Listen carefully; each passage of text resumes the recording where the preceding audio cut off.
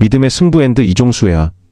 믿음의 승부는 미국의 한 고등학교 미식축구부에서 있었던 이야기를 영화로 만든 작품이다. 2006년에 제작되었는데 특이하게도 한 교회의 헌금으로 만들어졌다. 조지아주 올버니의 셔우드 침례 교회가 그곳이다. 알렉스 캔드릭이 주인공 그랜트 테일러 코치 역을 맡아 열연했는데 그는 주연과 감독, 각본까지 겸했다. 팀 이름은 샤일로 이글스다. 걸핏하면 지기 1수인 약체팀으로 테일러 코치가 4년째 팀을 이끌고 있지만 도무지 성적을 내지 못한다.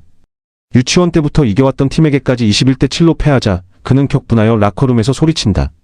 어떻게 그런 팀에게 이렇게 질 수가 있느냐고, 죽어라 훈련해도 모자랄 판에 미식축구를 겨우 방과 후 취미활동쯤으로 여겨서야 어떻게 승리를 쟁취할 수 있겠느냐고 열변을 토한다. 설상가상으로 그의 처지도 말이 아니다. 차는 거의 폐차 직전이고 아내와의 사이에는 오랜 불임의 그늘이 드리워 있다.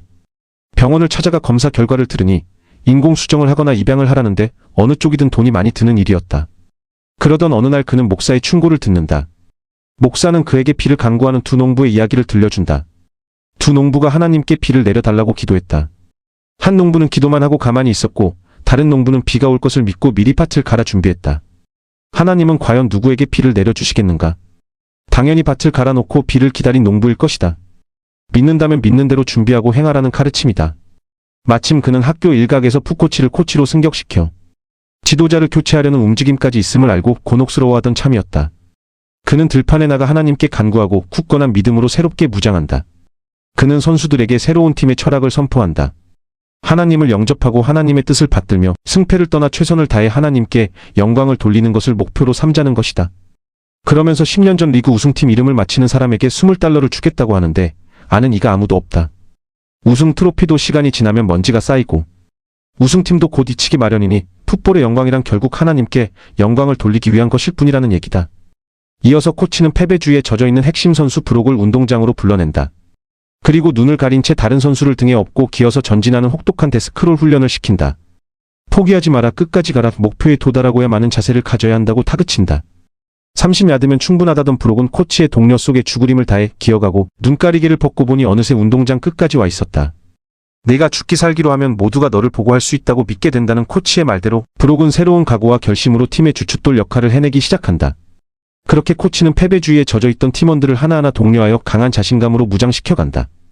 팀이 달라지자 선수들의 삶도 달라지기 시작한다. 아버지를 무시하던 아들이 아버지의 권위를 존중하게 되고 용서를 빈다. 몸이 무척 왜소하지만 킥에 재능이 있는 소년 데이비드는 아버지의 권유를 받아들여 팀에 합류한다. 작고 보잘것없어 후보에 머무르지만 그는 늘 성실하게 훈련한다. 경기에서 한번 킥을 할 기회를 얻지만 공은 골대를 빗나가고 만다. 실망하고 낙담하는 아들에게 휠체어에 몸을 의지한 채 살아가는 아버지는 최선을 다했느냐고 물으며 희망과 용기를 북돋아준다.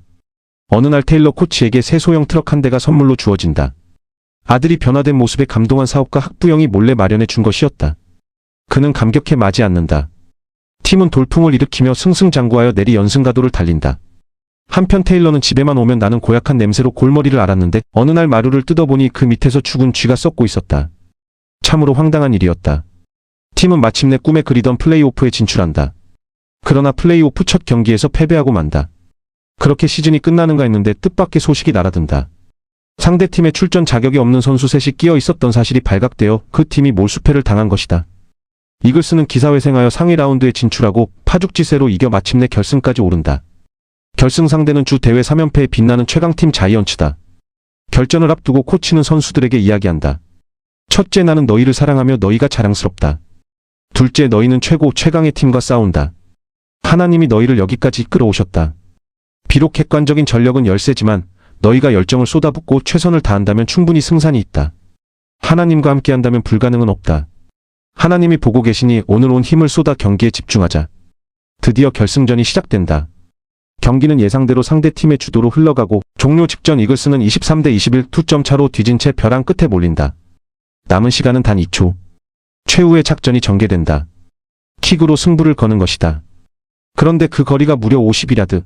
데이비드가 여태 차본 최장 거리보다 10야드 이상 먼 거리다. 못 찬다고 손사래를 치는 데이비드에게 코치는 말한다. 내 몫은 최선을 다하는 것뿐이고 나머지는 하나님께 맡기라고. 맞바람까지 부는 절망적인 상황. 그 순간 관중석의 아버지가 휠체어를 딛고 일어나 두 팔을 골대처럼 번쩍 치켜든다. 아버지의 모습을 본 데이비드는 사력을 다해 공을 차고 바람의 방향이 바뀌면서 공은 기적처럼 골대를 넘어간다. 24대 23 극적인 역전 우승이다. 경기가 끝난 라커룸에서 코치는 선수들에게 하나님과 함께라면 불가능이란 없음을 확인시키고 모든 영광을 하나님께 돌린다. 그리고 몇 년 뒤 테일러 코치는 아내와 단란한 한때를 보내고 있다. 그토록 바라도 이루어지지 않던 임신이 마침내 실현되어 아들은 2살배기가 되어 아빠 앞에서 재롱을 부리고 아내의 뱃속에는 둘째까지 들어서 있다. 화면 가득 행복이 묻어난다. 믿음의 힘이 지닌 위력을 실감하게 해준 영화였다. 항상 최선을 다하고 인간의 도리를 다하면 그에 응답하여 하나님의 역사가 이루어짐을 느끼게 해주는 듯하다. 굳건한 신념으로 불가능에 가까운 일을 해낸 샤일로 이글스 팀에게 그리고 그것이 가능하도록 리더십을 발휘한 테일러 코치에게 박수를 보낸다.